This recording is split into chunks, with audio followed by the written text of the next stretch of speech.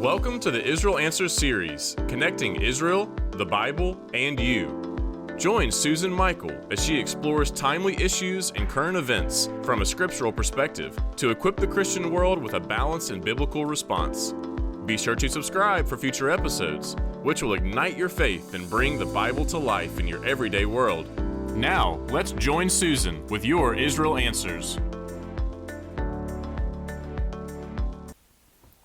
Well, shalom and welcome to everyone to the Out of Zion podcast with Susan Michael.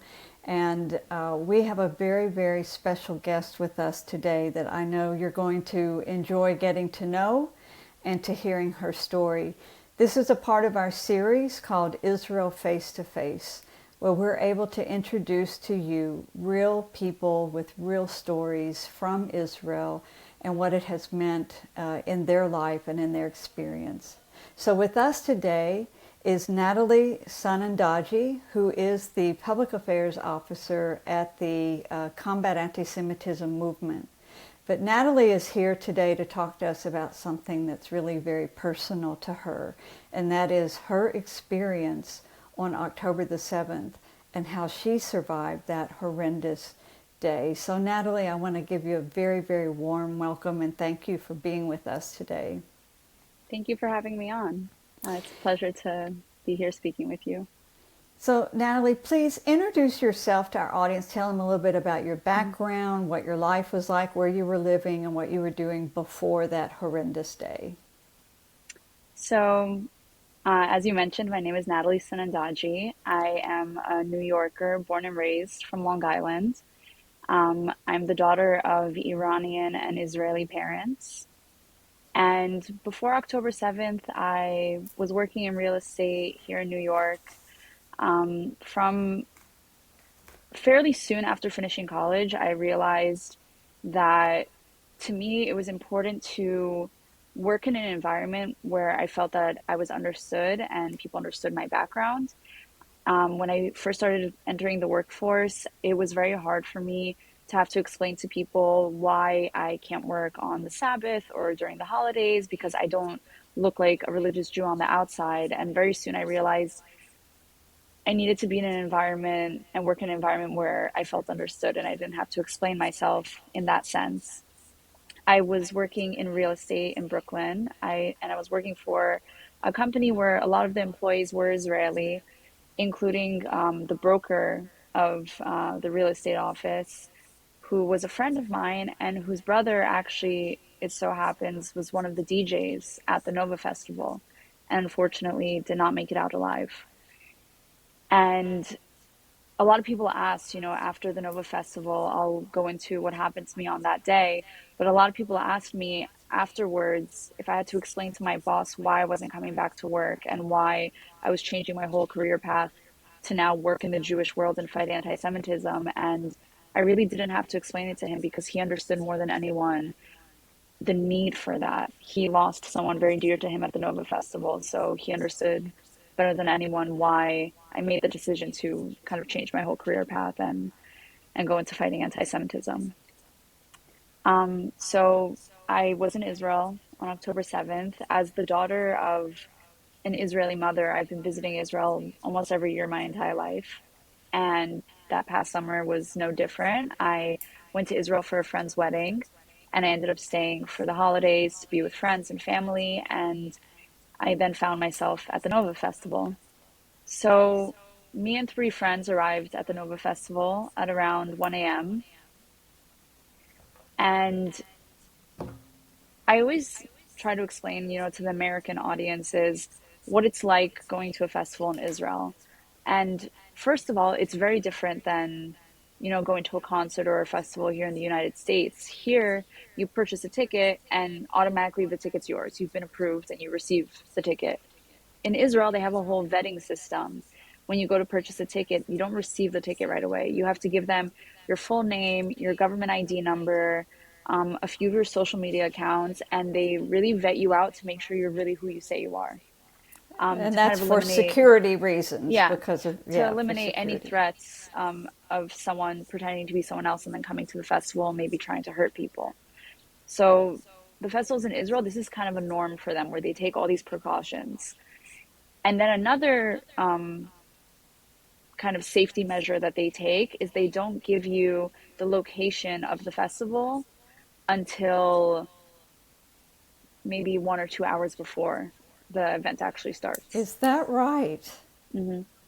So that's also kind of a safety measure. And a lot of people would ask me, then if that's the case, then how did the Hamas terrorists know where the festival was? And I'm always happy when people ask that question because it's always so good to explain to people that they didn't know where the festival was. For them, this was like a happy accident. They just stumbled upon us as they were entering the area, and they were actually planning to go way deeper into Israel. They were planning, from what I heard, to break terrorists out of the prison and have many more terrorists enter deeper into Israel. And a lot of people say, as sad as it is that so many innocent lives were lost at the festival, it kind of deterred the terrorists for coming deeper into Israel and helping more terrorists break free from the prison. And a lot of people are saying that what happened on October 7th might have been even more chaotic, and we might have seen even more death if it wasn't for the fact that they came across us at the festival and kind of took a lot of time um, attacking us instead. We were kind of almost a distraction for them. So me and my friends, we received the location of where the festival was going to be as we were already getting ready to head out of the house. And for a split second, we were all a little nervous. I wouldn't necessarily say nervous, but a little bit cautious of the fact that the festival was taking place so close to Gaza. But I remember when we saw the location, we were like, oh, okay. And then I remembered the day before, I was hiking in the north, and I was hiking by this beautiful waterfall, and like it's this trail that is very popular to hike by. And I remember thinking to myself, just yesterday I was also near enemies of ours in Lebanon. But in Israel, that's just the reality of living in Israel, is that anywhere you go, you're going to be near the border with some enemy.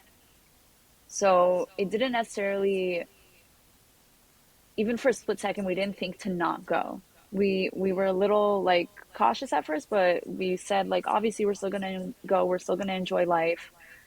So we head down to the south, and when we arrived at the festival, I was with three Israeli friends, and they were the only people that I knew really at the festival at that time. Later on, I realized I knew way more people who were there. But I arrived with them. And usually at festivals like these, they go anywhere from 24 hours to 3 days. And you arrive and you set up your campsite. People bring sleeping bags and tents and camping chairs and snacks. And you set up your little campsite, which is like not too far from the dance floor itself, with your friends. And my friends had a group of like maybe 15 people that they knew there that already set up the campsite. And we just came and we dropped off our bags at the campsite and we went to go dance. And after dancing for a couple of hours, the friends that I had arrived with decided that they were tired and they wanted to go back to the campsite and rest for a few hours and wake up for the sunrise set of the festival, which is typically supposed to be the most exciting part. So I decided that I would go rest with them, and we went to rest at around 3:30. And then instead of waking up to the sound of the sunrise set music, we woke up to the sound of rockets.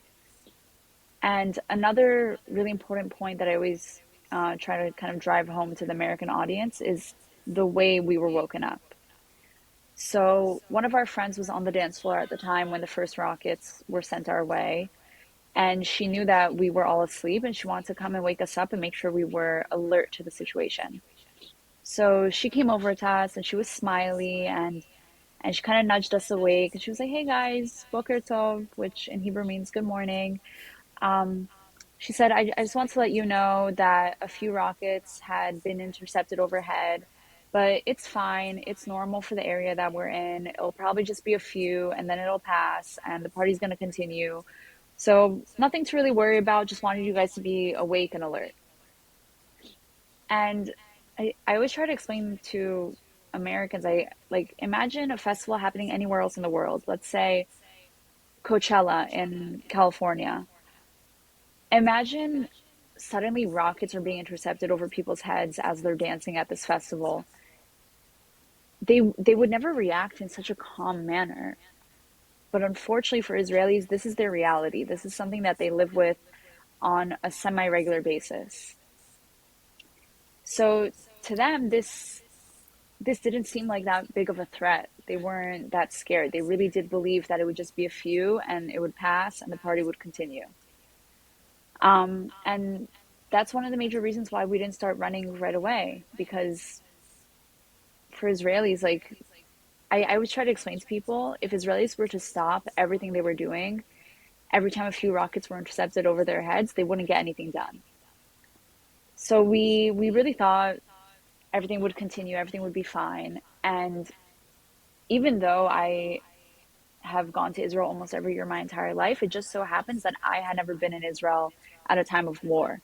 So I was the only one in the group that had never experienced rockets before, but I tried to stay calm and kind of look to my Israeli friends' reaction and kind of copy their reaction. So I said, you know, if they're calm, I'll stay calm. But I started counting the rockets. We kind of like stood up from our camping chairs and I looked up at the sky and I started counting them. And first it was five, and then it was 10, and then it was 15, and then it was 20. And I would say somewhere between 15 and 20 is probably when we started to get a little nervous and we started to realize that this isn't just another ordinary situation. This is much more than that. There's something going on here. And around that time is when the festival security had completely shut off all the music and yelled on the loudspeakers for everyone to please start packing up their things and evacuate to their cars. So we pack up our stuff and we head to our cars and we try to start driving out. And if you can imagine, it's about 3,000 people at this festival. Everyone's trying to leave basically at the same time. There were some people who left prior, some people who felt unsafe from the beginning and started to head out beforehand. And there were some people who stayed back and still thought that it would pass and everything would be okay. But we were kind of in this middle group and we were all trying to leave. And it's bumper to bumper traffic. We're all moving very slowly because we're kind of on one narrow dirt road. And as we're driving out, the festival security is on either side of this dirt road, kind of trying to guide everyone to safety. And they start yelling at us to pull our cars over to the side of the road and get out of our cars and start running.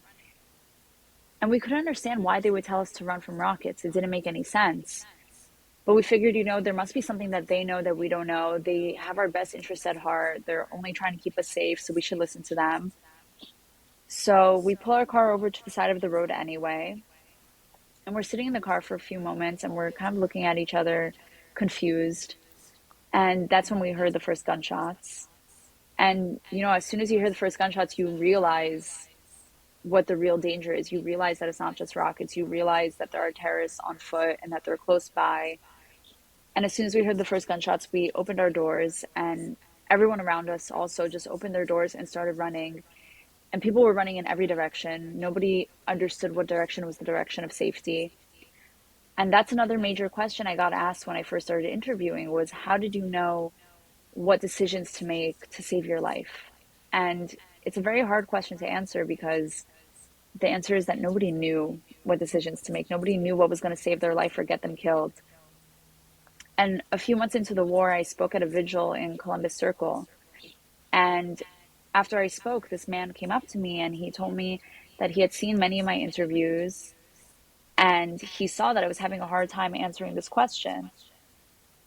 And he said that he had interviewed many Holocaust survivors in his life, and that when Holocaust survivors were asked the same question in life and death situations, how they knew what decisions to make to save their life, they coined a term called a choiceless choice. And basically, the meaning of a choiceless choice is that in these life and death situations, you don't have much time to really think about each choice that you have and try to determine which one is going to be the safer one, which one is going to save your life as opposed to getting you killed. But you simply have to make a choice in that moment. And that perfectly described every decision we made while running from the Hamas terrorists. They were all choiceless choices. You know, the choice between turning left or turning right, or the choice between trying to hide or continuing to run. And a really good example of one of those choiceless choices was about, I would say, 3 hours into running. We passed by a group of people from our campsite. and all of them were hiding in a ditch. And they saw us from a few feet away, and they called us over and they told us to come hide with them in the ditch. And we started crawling into this ditch. And one of the three friends I had originally come with, he started yelling at the rest of us. And he said that this is a horrible idea. If we hide in this ditch and the Hamas terrorists find us, we're going to be sitting ducks. They're going to shoot us right on the spot and we'll have no chance of survival. And he continued yelling at us, and he told us our only option for survival is to continue moving, to continue running at all times. Hiding was not an option. So we listened to him and we got out of the ditch and we continued to run. But unfortunately for the friends that we left behind, he was right, because we found out about a day or two later that none of those friends had made it out of the ditch alive. About maybe half an hour after that, as we continued to run, we passed by a police officer, and it was the first time we had run into any police. We hadn't seen anyone at this point from the army or from the police force. And we ran up to him and we asked him, like, where is everyone? Where's the help? Why are we all alone? And he said that everyone from his unit had already been killed by the Hamas terrorists. He was the Oh, last one. And we asked him, well, you have a walkie-talkie on you, like, can't you call for backup? And he said that the Hamas terrorists had taken over the local police radio station, and that if he were even to try to call for backup, he would just give up our location to the terrorists, and that he couldn't even call for backup. He said the most that he could do was walk alongside us, and all he really had on him was a handgun. It wasn't even that much to protect us with. But he said the most he could do was walk alongside us and try to protect us from like the best of his ability. And we asked him, what direction should we walk in? Like, does he have any idea of like what direction is like the safest direction to walk towards? And he told us to continue on this paved road. We got to this paved road with like hundreds of other people from the festival. And he told us to continue walking along with all of these people and to walk in the direction of the sun, because in that direction is a town called Patish. And at the time, it was known to be the nearest town to get to safety, because it was the closest town that the terrorists didn't infiltrate yet. So we continued walking along this road. And after about, at this point, I would say it's about 4 hours of running from the Hamas terrorists, we hadn't heard gunshots in a few minutes. And we saw a small tree, and we decided to sit under this tree and get some shade from the sun. If you can imagine, in October, it's still very hot in Israel. None of us really thought to grab water with us when we left our cars behind. So we're all dehydrated, we're all tired. We hadn't heard gunshots in a few minutes, and we decided it was a good moment to, get some rest. There weren't many trees that we passed along the way. There wasn't much place to get shade. So we were sitting under this tree, and we're probably sitting with like maybe 10 other people. And we're all just confused, and we're all looking at each other. And, a few hours ago, we were dancing at a festival, and suddenly we're being hunted. And it's a very confusing time. And as we're sitting under this tree, we suddenly see a pickup truck driving in our direction. And for all of us, our automatic reaction was that these were terrorists coming to kill us, because the Hamas terrorists were known to be driving these kind of pickup trucks. And we all kind of like half got up from under this tree and contemplated running. And then we very soon realized we have nowhere to run to. And we kind of all simultaneously realized that, like, if this is a terrorist, they're in a car, they have guns, we're on foot. And we all kind of just sat down and accepted our fate. And I remember it was almost a very peaceful moment. We were all kind of just smiling and nodding at each other as if to say, like, goodbye, and it was nice knowing you. But as the truck got closer, we realized that this was someone coming to save us. There was a girl sitting in his front seat, and she had the festival wristband on, and she was kind of waving it outside the window to kind of signal to us that, like, this is safety, like, this is someone coming to save you. So as soon as he got closer to us, he yelled at all of us to get in the back of his pickup truck, and we all hopped in, and he drove us to his hometown of Patish. And as soon as this man dropped us off, he turned right back around to go save more lives. And it actually took me about 3 months to track him down and find his name. His name is Moshe Sati, and I had the honor of meeting him the first time I went back to Israel since the attacks.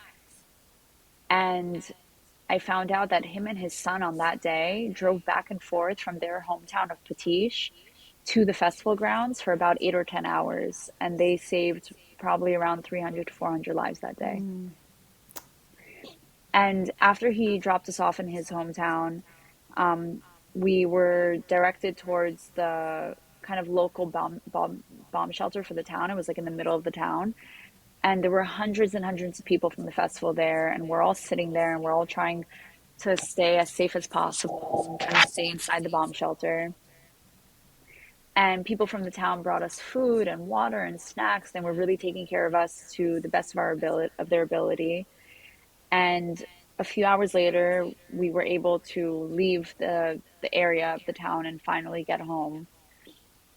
And as soon as I got home, I knew that I wanted to do something. I was never in the army. I couldn't go back to reserves because of the fact that I never was in the Israeli army.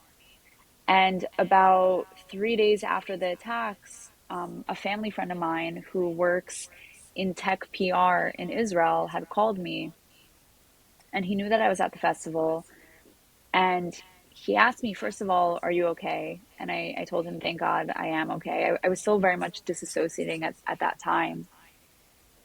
And he asked me, would you like to start interviewing? Would you like to start telling your story? And I said, yes, that's absolutely the most important thing to me right now. So he started giving my number out to different news channels, and it kind of just snowballed from there. Like one news channel sent another news channel my number, and suddenly I was getting so many requests for interviews. And I understood that a lot of the requests were coming my way because I was one of the few that speaks perfect English and can really articulate their story to the American audience. And for me, what was most important was not necessarily just telling my story, but representing all the survivors and all those who were killed and all those who were taken hostage. I wanted to do my best to represent all of them, to represent everyone and be a voice for everyone who no longer had a voice since that day because they were either murdered or taken hostage or too traumatized to speak out. So I started interviewing right away, and that's kind of how I got in touch with the Combat Anti-Semitism movement. They had seen some of my interviews and they had reached out to me to go to DC and to share my story with senators and kind of put a face to this tragedy.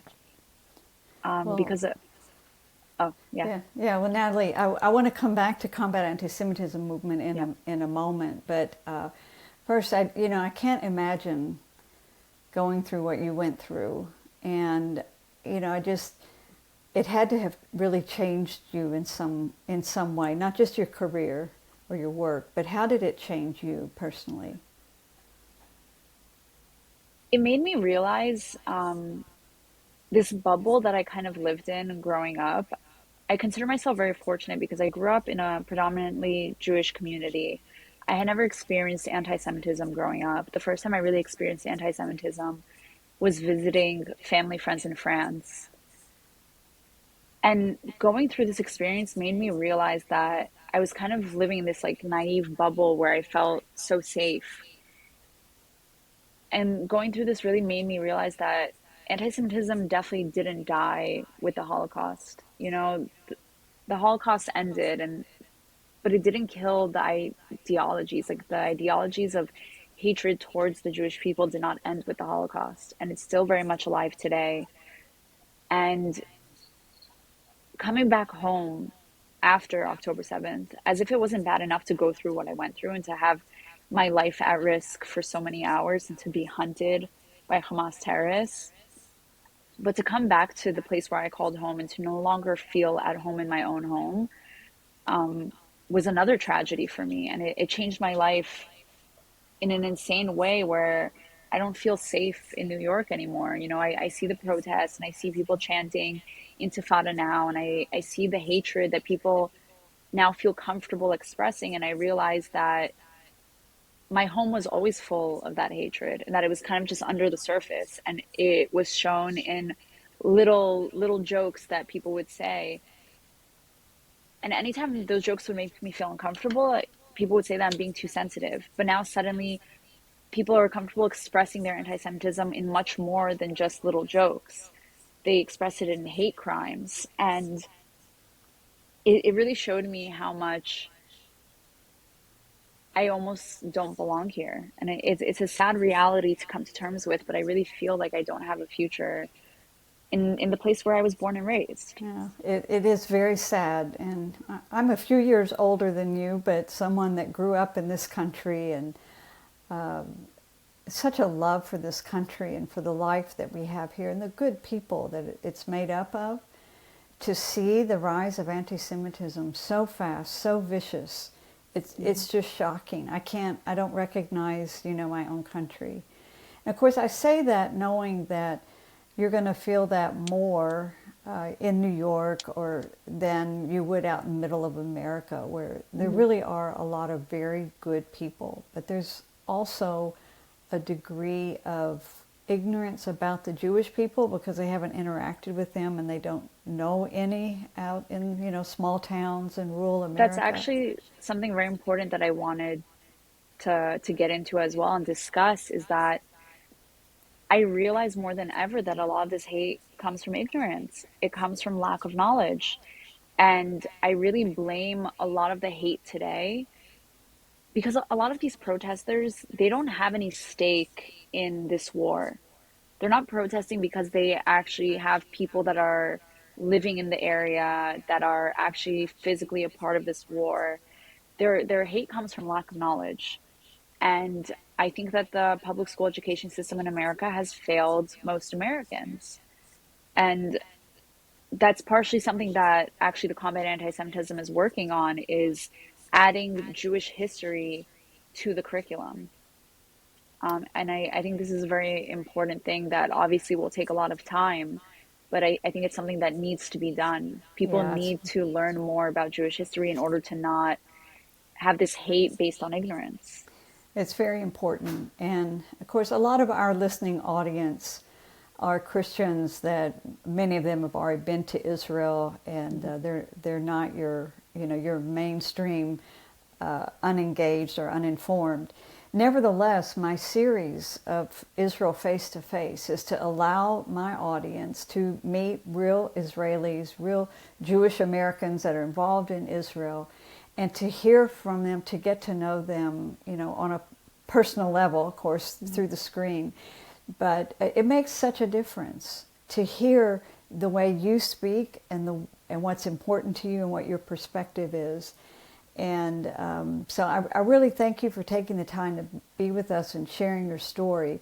Before we end today, though, I do want you to share just a little bit more about who is Combat Anti-Semitism Movement. We partner with CAM. The International Christian Embassy Jerusalem is a partner, and our American Christian Leaders for Israel Network partners with them. It's a very, very important organization. So tell us a little bit about CAM and your work there. So CAM is really an incredible organization, and I really have the honor of working with them. First of all, as a survivor, I think for a lot of survivors, their struggle with re-entering the workforce and going back to regular life is the fact that their work has nothing to do with what they went through.